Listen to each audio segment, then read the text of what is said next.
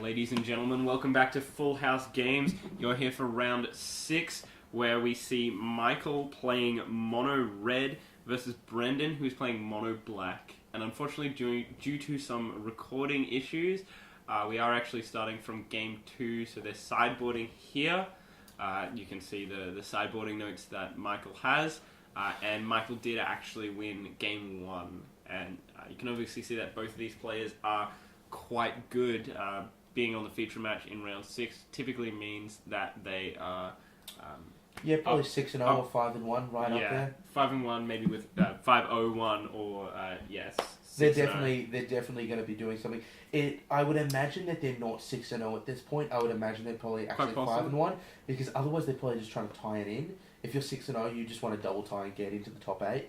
So I imagine we're probably looking at maybe like 4-1-1s looking at bash or something like that, or even just 5-1s. I think because of the way this was structured, there had to be a lot more bashing. For this round, so maybe draws weren't possible at this point.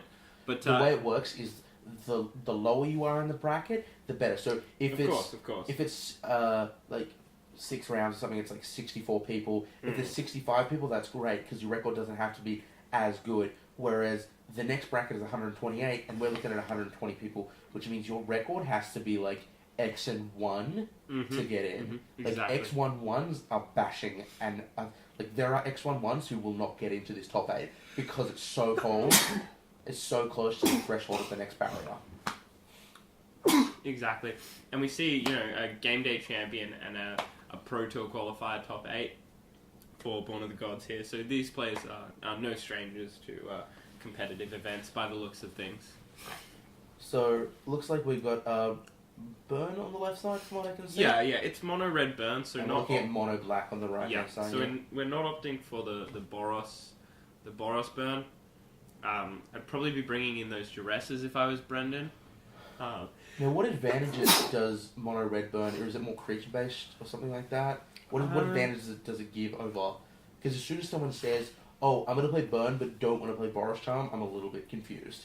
I don't know. It's probably down to Michael's decision. Maybe he's playing like Ash Jealous or something, or is it still strictly a Burn deck? I believe it's more inclined towards the Burn deck, but he might be playing more of a big red role. Which could be where it comes from. Well, look, we'll see in a moment. See what happens. Yeah, I really don't know. I didn't get to watch any of these matches. So if this matchup is close to the red-white Burn matchup, then we can assume that he is quite favoured against mono black because mono black does not have a good matchup against red-white Burn. Right. They're taking a lot of life from things, especially their Thought Seeds, their Underworld connections, and they really don't have ways to interact. They also just have maybe 20 dead cards. Yeah, you want to. If you're mono black, you really want to be bringing out those Underworld connections just because you're playing against Burn. You also want to be bringing out those Thought Seeds, bringing in Duress just because it's better. Yeah, because Duress is actually relevant. It hits things and really helps you. Probably taking out those Farika's Cures, leaving in those Farika's Cures. Yeah, trying to hit like the young Pyromancers and stuff like that's definitely good. Yep, of course. You can even hit your own.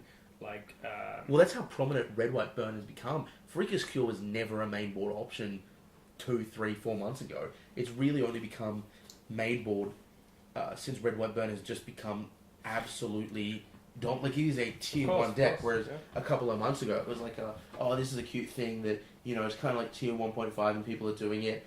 And then I still think it was tier 1 at that point, but no one had really started just putting the pressure on people. And we see Grey Merchant Gary there, which is going to do a lot of work for Brendan here. So this is more of the traditional mono black deck, and I think. So this is a mono red deck. So mono red deck. Maybe we're looking at Rabble Red possibly. Yeah. So this matchup gets a lot better as soon as you see a turn 1 Rakdos Calculator because you can actually interact with your opponent. Of course, and that's going to be a great target for Farika's Cure here if Brendan has it in hand. Which apparently not. Well. I would say he doesn't either, but maybe he's also, if he's got Barblights or something, you're waiting for other things to show up. Yeah, fair enough. I mean, Fire Drink Estate is really probably pretty good, actually. Yeah, you can take a lot of life here. It's not going to be so much of an issue. Even with Farika's Cure, I mean, it's only going to be... Oh, that's... That is a Drown in Sorrow. Wow, alright. So yeah, That playing classic that 3 for Burning 1 Tree and a strike. Emissary, and not even getting value out of that second Burning Tree Emissary, like Yeah. maybe even cracking off a Lightning Strike or something. This isn't fun here. And I believe he... What is this, Lifebane Zombie here? Okay, Yep. and we're looking at a Stoke the Flames, a Lightning Strike, a Skullcrack peering out of the back, which you really have to be paying attention to in terms of your Gary. Of course. I think that's why people have gone toward the green and the white splash for Mono Black, because this deck is so oppressive. If you've got the white splash, you've got Obsidat and you've got Blood Baron, so you just have better life game. It's hard to get to that point, but if you do, and they don't have Stoke the Flames, you've pretty much achieved victory. And green, because there's a lot of incidental life game in terms of the Scoozers and the courses, which means you're basically Skullcrack proof. Of course. No, I'm not really a fan of... Did he Lightning Strike here? Yeah, he did. He Lightning Strike the Lifebane, yeah. Lifebane Zombie. Should just hold off for I'd Scooz. really and much rather just run that Burning Tree Emissary into it. If it dies, then it dies.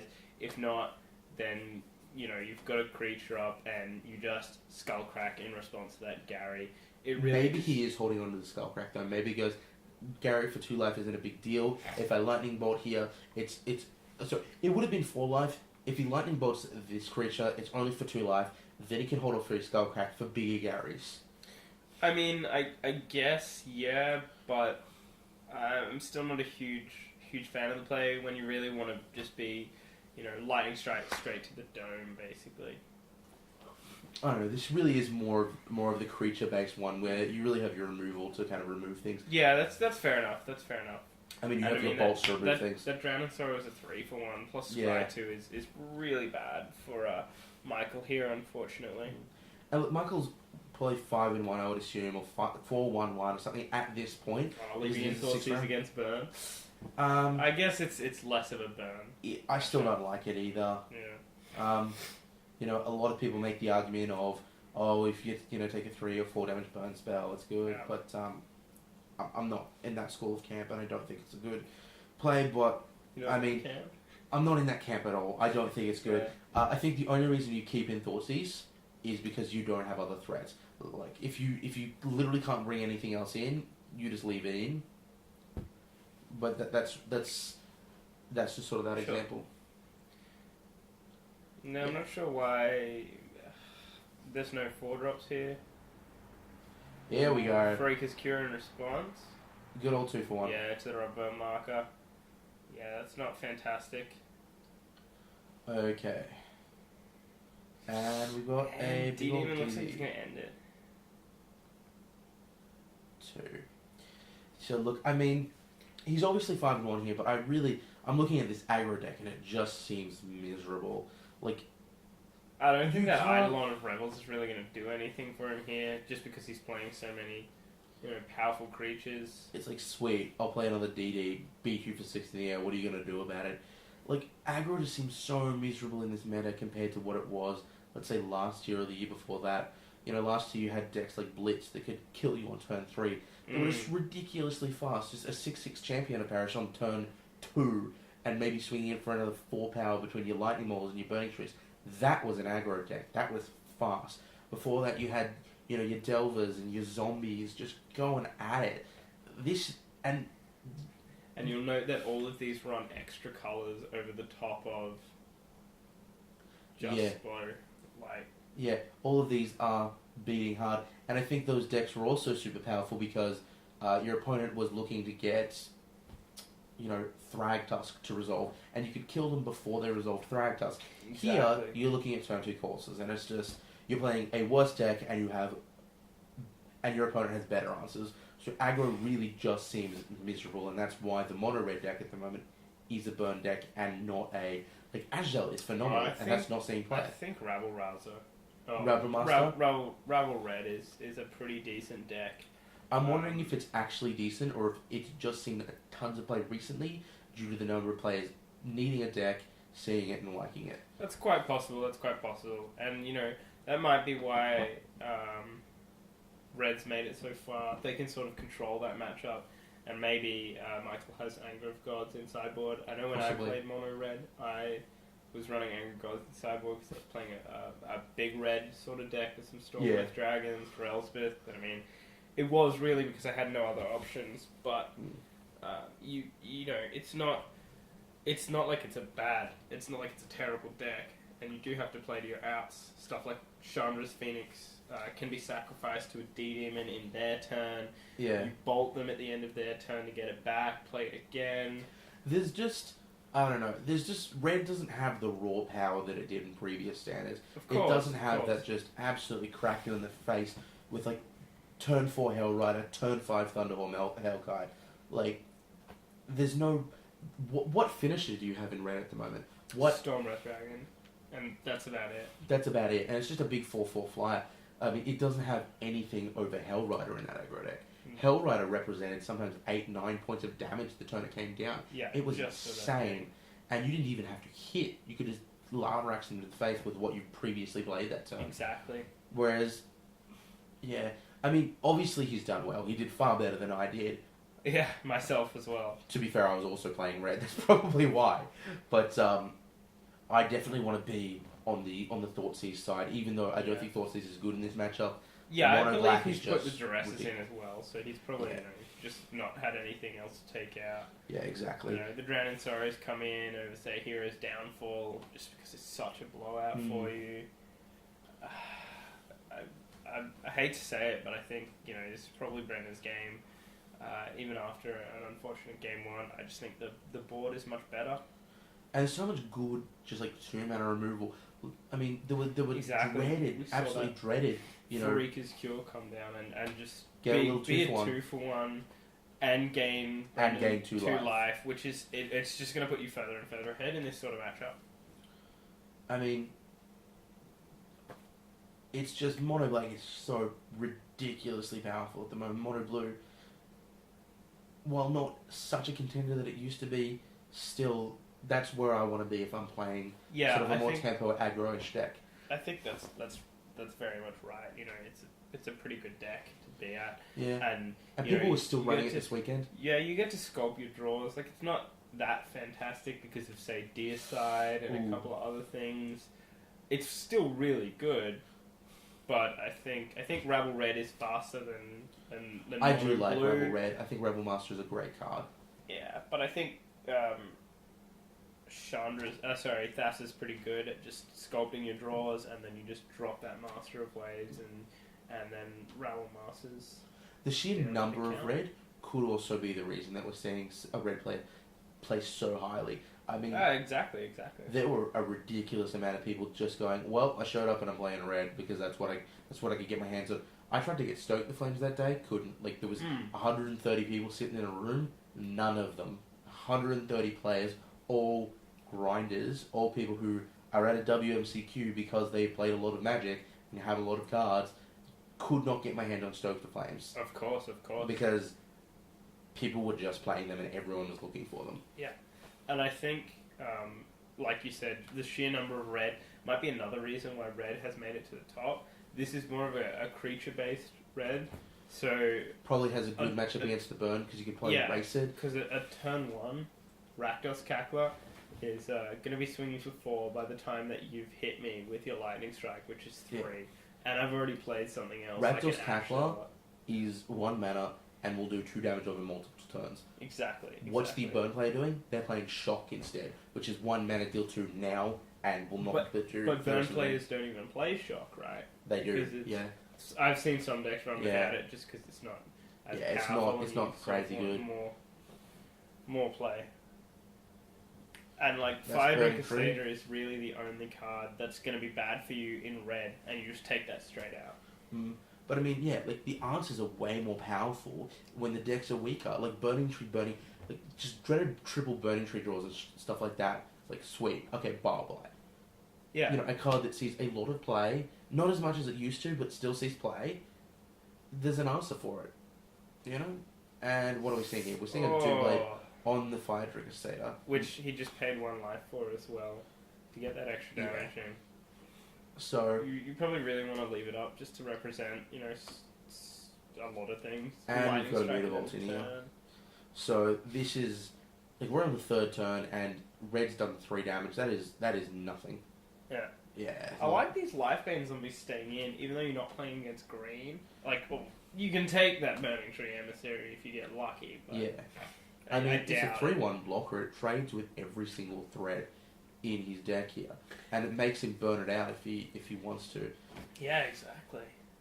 It's also just a threat, so later on you can have something and actually physically attack. Of course. And I mean, it adds 2 to that.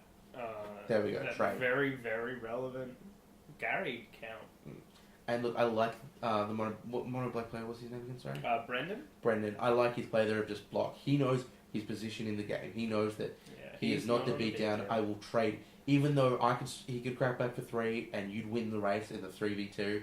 You know what he's got in hand. Just trade it away. Stop worrying about it and start beating him with that DD. Yeah, I think that DD is just that. Like every time I played mono red against mono black, I think Desecration Demon resolving was just absolutely the pits to me. Because you can't There's race nothing it. I could do. You can't do it. It's a 6/6/4, and I can't sacrifice a creature every turn unless I have Chandra's Phoenix and a fistful of burn spells. In which case, they probably would have been dead at that point. So it's like, what are you doing?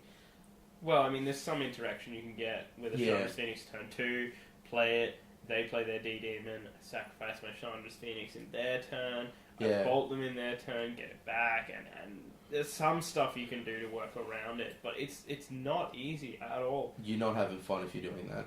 And look here, he Stokes the Flames directly to the face, which probably puts him down at like 12 or something. Like, he has not taken that much damage so far.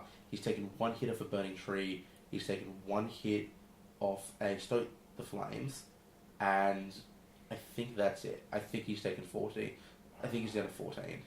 5-5 Striker is not what's going to get him there. Yeah, exactly. And he's even pitching a, I think that's a hero's downfall there. To destroy the 5-5 Striker, yeah. No, just pitching it to make a rat. Oh, pitching it to make a rat. Yeah. That's miserable. When you play a threat and your opponent goes, my removal spell isn't that great, I'll just pitch it.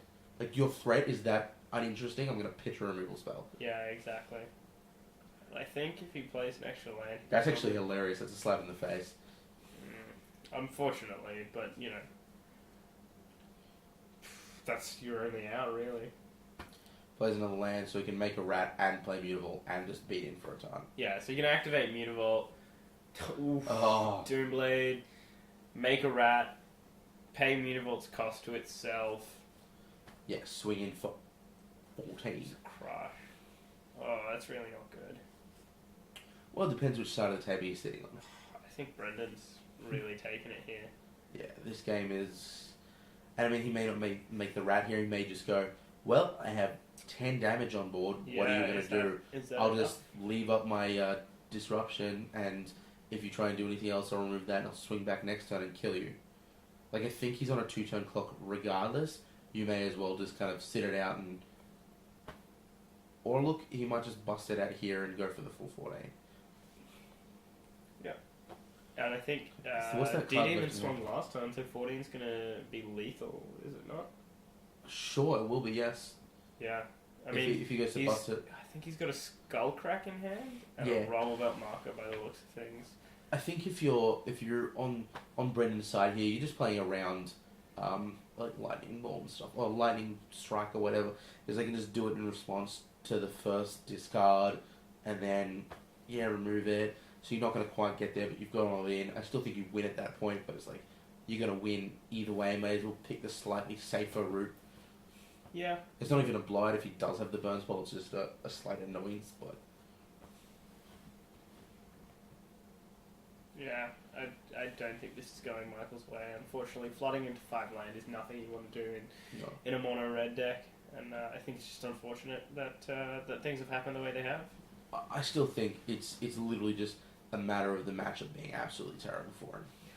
Yeah, it definitely. In all the, I spent 3 months down in Canberra and I could only take 1 deck with me. And it was mono red, and I lost a lot. Yeah. It's just unfortunate. Was this pre-course or a post-course? Pre. Pre. Yeah, so even pre, it wasn't fantastic. When mono black represented 40% of the metagame or something at that point, so. Yeah. Anyway, that was Game 6 of Full House Games. Please join us for Round 7 coming up soon. And stay tuned for Magic and more.